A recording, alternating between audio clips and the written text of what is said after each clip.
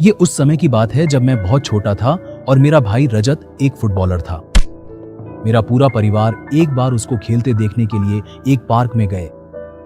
Game देखते देखते मैं बोर होने लगा, इसलिए मैं वहां से बाहर आया और मैंने एक लड़के को देखा जिसने हाथ में एक स्पाइडरमैन का दस्ताना पहन रखा था।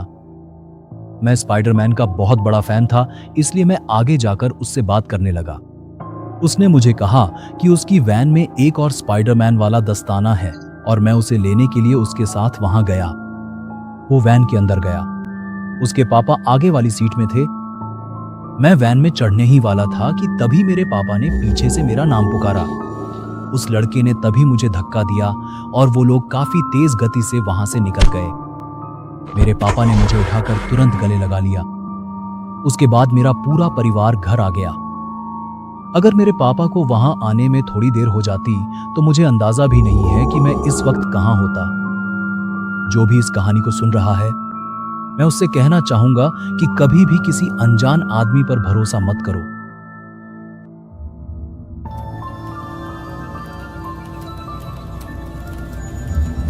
एक दिन मैं अपने स्कूल पार्टी से वापस आ रहा था।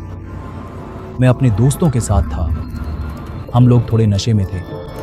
हमारा ड्राइवर हमें एक खाली रोड पर लिए जा रहा था और हमें इस रूट से जुड़ी एक डरावनी कहानी भी पता थी। क्योंकि रात के 3 बज रहे थे, इसलिए हम सब लोग शांत बैठे हुए थे। हम लोग जल्द से जल्द घर पहुंचना चाहते थे कि तभी ड्राइवर ने कार एक जगह रोकी और एक लड़की को भी अंदर बैठा लिया।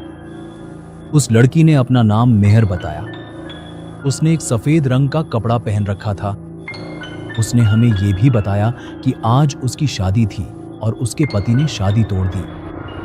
जब थोड़ी देर बाद मैंने उसे देखा तो उसकी आंख से खून निकल रहा था। यह देखकर मेरे रोंगटे खड़े हो गए। मैंने अपने दोस्त को यह बात बताई और उसे इस रोड पर प्रचलित कहानी के बारे में भी याद दिलाया। उसके बाद मैंने उस लड़की को सामने वाले शीशे से मुझे घूरते हुए देखा।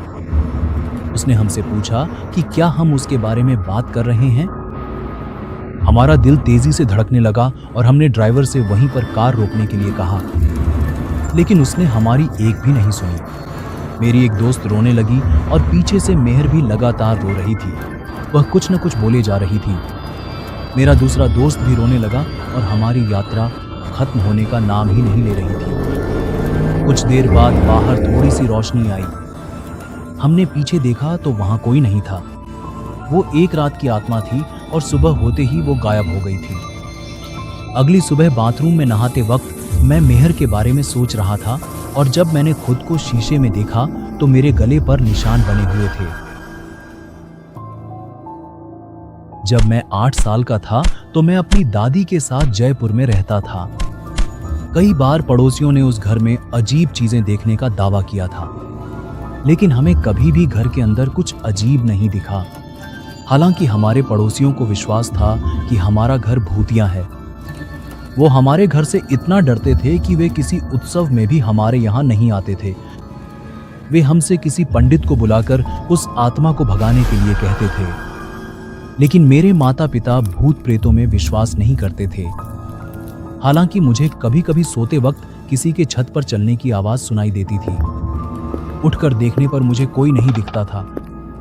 मैं वापस आकर डरते हुए किसी तरह दोबारा सोने की कोशिश करता था। एक रात किसी ने हम लोगों का दरवाजा जोर से खटखटाया।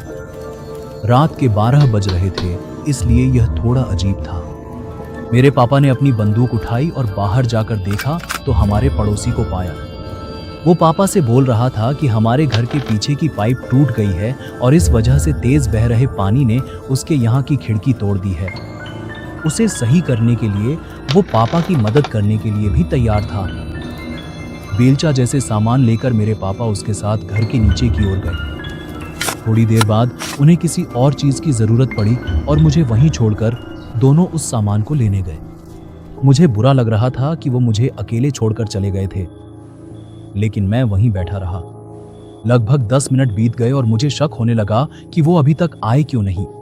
जैसे ही मैंने उनके पास जाने की सोची, मुझे अपने सामने कोई चीज तेज रफ्तार में उड़ती हुई दिखी। मैं वहीं जम गया। मैं दौड़ना चाहता था, चिल्लाना चाहता था, मगर मैं बस वहीं खड़ा रहा। मुझे ठीक से दिख भी नहीं रहा था कि वो चीज क्या थी। मेरे रोंगटे खड़े थे। तभी अचानक मैंने अपने दाएं देखा और मुझे जो दिखा वो आज भी मेरी हालत खराब कर देता है। वो एक राक्षस था। वो काफी लंबा था, उसकी टांगें लंबी थीं और उसकी छाती किसी सांड जैसी थी। उसकी आंखें भी लाल थीं। मैं अभी भी कुछ नहीं कर पा रहा था। वो मुझे घूरे जा रहा था। वो कुछ कर नहीं रहा था। वो बस मुझे गुस्से में घूरे जा रहा था। तभी वो अचानक उठकर मेरे घर के करीब वाले पेड़ के पीछे जा छुपा। मैं फिर से हिल सकता था और जितना तेज चिल्ला सकता था उतना तेज चिल्लाया। मेरे पापा जल्दी से वहां आए और मुझसे पूछा, क्या हुआ? मैंने उन्हें पूरी बात बताई, लेकिन उन्हें भरोसा नहीं हुआ। मेरी माँ को भी उस बात पर भरोसा नहीं हुआ, लेकिन मेरे पड़ोसी को उस बात पर भरोसा हुआ। जल्द ही हम उस घर को छोड़कर दूसरे शहर में आ गए। मेरी दादी ने उस घर को बेच दिया और मैंने उस अनुभव को भुला देने की कोशिश की। हालांकि ये कहानी यहीं पर खत्म नहीं होती। जब मैं 9वीं कक्षा में था तो मुझे एक सपना आया और मैंने फिर से सपने में वही राक्षस देखा। उसने मुझसे 4 शब्द कहे जो मुझे जिंदगी भर डराते हैं। वो थे, तुम झुक नहीं सकते। मैं उस सपने से डरकर उठा और स्कूल गया। स्कूल में लगभग 12:30 बजे यह घोषणा हुई कि मेरे एक दोस्त की कार के सामने आ जाने के कारण मौत हो गई थी। मुझे यह सुनकर बहुत ज्यादा खराब महसूस हुआ। डरा हुआ मैं जल्दी से वापस घर आ गया।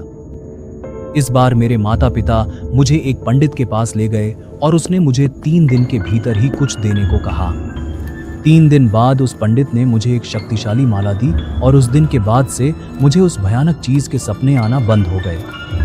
हालांकि अभी भी रात को सोते वक्त मुझे उस चीज से डर लगता है। आप चाहे मुझे डरपोक कहें, लेकिन उस चीज ने अब भी मेरे मन में घर बना रखा है। उसके वो 4 शब्द अब भी मेरे कानों में गूंजते हैं, तुम छुप नहीं सकते। जब मैं सिर्फ 6 साल का था तब मेरे साथ एक अजीब चीज हुई। मैं स्कूल से घर वापस आया तो मैंने अपने सारे खिलौनों को बिखरे हुए देखा। मुझे सब कुछ अव्यवस्थित देखकर काफी खराब लगा। मैंने अपनी माँ को ऐसा करने के लिए डांटा, लेकिन उन्होंने ये काम तो किया ही नहीं था। उस रात मैं सो रहा था और मेरे पापा जग रहे थे। उन्होंने किसी बच्चे को बाथरूम जाते देखा और सोचा कि वो तो मैं हूं, तो वो चिल्लाए, वापस बैठ जाओ। मेरी माँ को यह सुनकर काफी अजीब लगा, क्योंकि मैं तो पहले से ही बिस्तर पर था। उसके बाद मेरे माता पिता ने मेरे कमरे में आकर मुझे सोते हुए पाया। उसके बाद वे भी सोने चले गए। अगली सुबह मेरी माँ के साथ एक अजीब घटना हुई। वो मेरे कपड़े लेकर आ रही थीं और तभी किसी ने उन्हें पीछे से धक्का दे दिया। मैं उस वक्त स्कूल में था और पापा ऑफिस में। उन्होंने उठकर वे कपड़े उठाए और सोफे पर रख दिए। मेरे कमरे से निकलते वक्त उन्हें जमीन पर पड़ी एक तस्वीर दिखी। उसे देखते ही वे बेहोश हो गईं। मैंने घर आते ही उन्हें जमीन पर पड़ा हुआ देखा।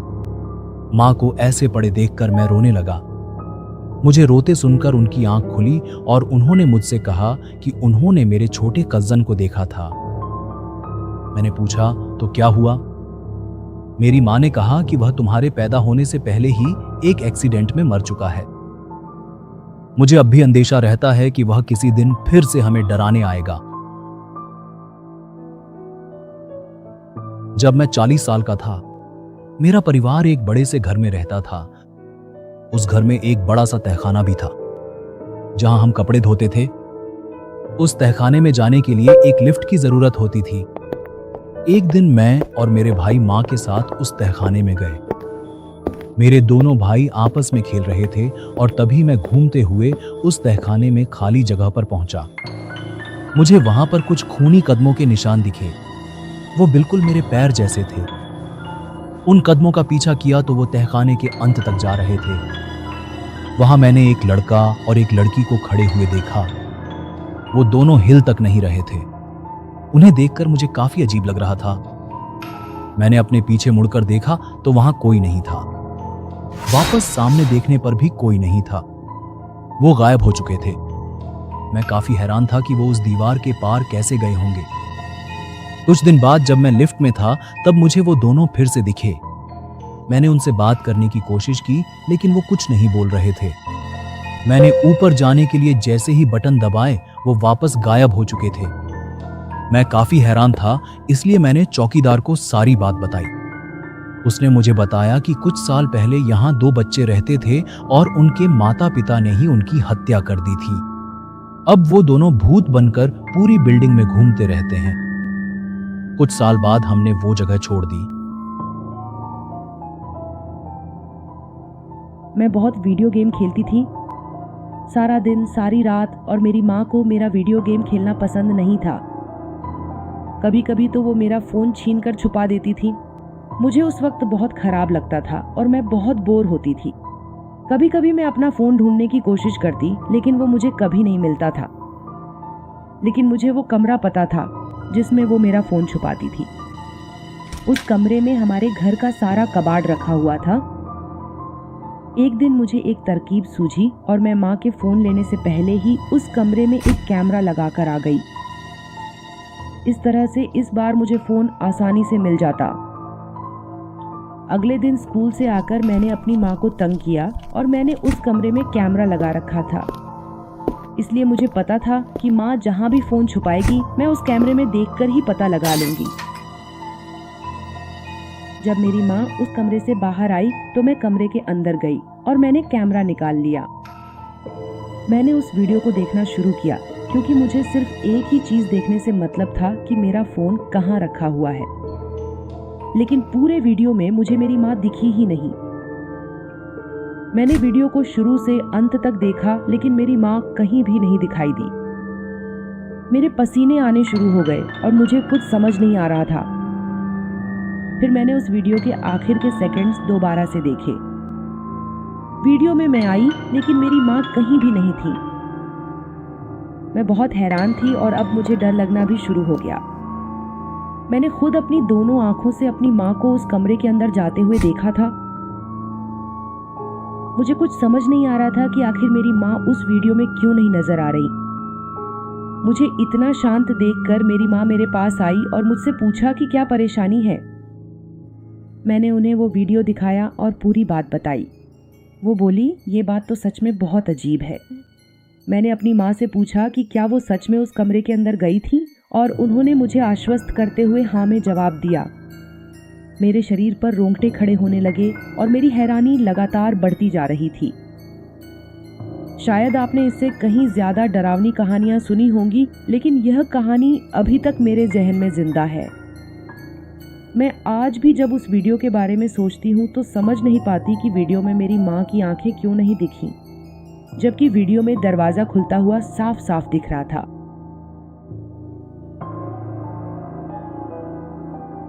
मैं आज 21 साल का हूं और यह बात तब की है जब मैं 9 साल का था। मेरे चाचा उन दिनों हमारे घर आए हुए थे और दूसरी मंजिल वाले कमरे में रह रहे थे। वो हम सबसे काफी घुल मिल गए थे। वो अक्सर सुबह बहुत जल्दी उठ जाया करते थे और हमें यह भी बताते थे कि वे अपनी मन की आंख से भूत प्रेत को भी देख सकते हैं। हमारा घर हमारे मोहल्ले का सबसे पुराना घर था। कभी कभी हम लोग घर में किसी चीज के हिलने की आवाज सुना करते थे, लेकिन हमने कभी उस पर ध्यान नहीं दिया। एक सुबह मेरे चाचा सोकर उठे और उन्होंने मेरी बड़ी बहन को हाथ में कॉफी का कप लिए छत पर जाते हुए देखा। मेरे चाचा ने उससे पूछा, अरे बेटा, तुम आज सुबह इतनी जल्दी कैसे उठ गई? तो वह कुछ नहीं बोली और सिर नीचे किए हुए छत की ओर चलती गई। मेरे चाचा को थोड़ा अजीब लगा, लेकिन उन्होंने सोचा कि शायद मेरी बहन किसी गहरी सोच में रही होगी। तभी मेरे चाचा ने नीचे मेरी माँ को कुछ कपड़े इस्त्री करते हुए देखा। चाचा ने मन ही मन सोचा कि सुबह 4 बजे कपड़े इस्त्री करने की क्या जरूरत होगी। क्या बात है, आज तुम भी जल्दी सोकर उठ गई। उन्हें माँ के कपड़ों से ही पता लग गया था कि वो वही हैं। मेरे चाचा की हैरानी तब और बढ़ गई जब माँ ने भी उन्हें नजरअंदाज कर दिया और उन्होंने वहीं खड़े हुए नीचे देखकर कपड़े इस्त्री करना जारी रखा। उन्हें आभास हो गया था कि कुछ तो गलत है। वो वापस अपने कमरे में गए, दरवाजा बंद किया, लाइट्स ऑफ की और सोने की कोशिश करने लगे।